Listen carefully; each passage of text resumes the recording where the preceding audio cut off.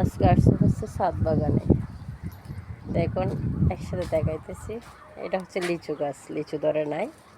আর এটা লেমন গাছ, লেমন ধরছে বড় বড়। আর এটা হচ্ছে এই যে টক গাছ।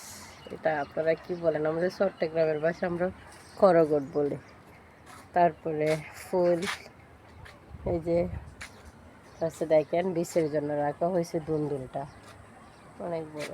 তারপর নাগামরিচ, মাশাল্লাহ সেই করে নাগামরিচ ধরছে প্রতিটা পাতায় নাগামরিচ। সবাই কিন্তু মাশাল্লাহ বলবেন। এটা হচ্ছে বড়ই গাছ, বড়ই গাছে কিন্তু ফুল আসছে।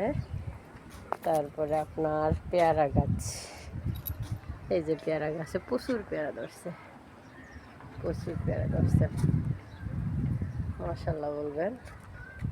তারপর হচ্ছে তুন্দুল গাছে তুন্দুল ধরছে, এই যে তুন্দুল।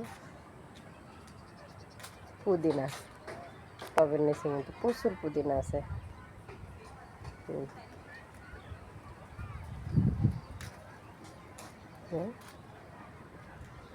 দেখেন মাশাল্লাহ কত ফল ধরছে। এটা কি গাছ? এটা একটা ফল গাছ, কিন্তু ফলটা কি গাছ আমি সেটা বুঝতেছি না অবশ্যই। এটা হচ্ছে ধনিয়া মরিচ বলে আমরা আর কি, ছোটো মরিচের ঝাল বেশি। মাশাল্লাহ অনেকগুলো ধরছে।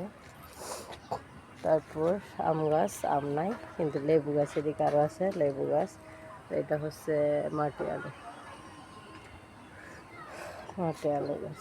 এটা একটা লেবু গাছ, এটা তো বড় বড় করে লেবু ধরে আছে, এই যে। মাশাল্লাহ মাশাল্লাহ দেখছেন। পেঁপে গাছে অনেকগুলো পেঁপে ধরছে, এই যে এটা তারও বেশি। এই যে পেঁপে গাছ। মেহেদি গাছ, মাঝে মধ্যে মেহেদি পাতা নেওয়া হয়। তারপর এটা হচ্ছে আমড়া গাছ, আমড়া গাছ এই যে ফুল আসছে, ফল আসছে ছোট ছোট। এটা আমড়া গাছ। ইনশাল্লাহ সবাই মাশাল্লাহ বলবেন।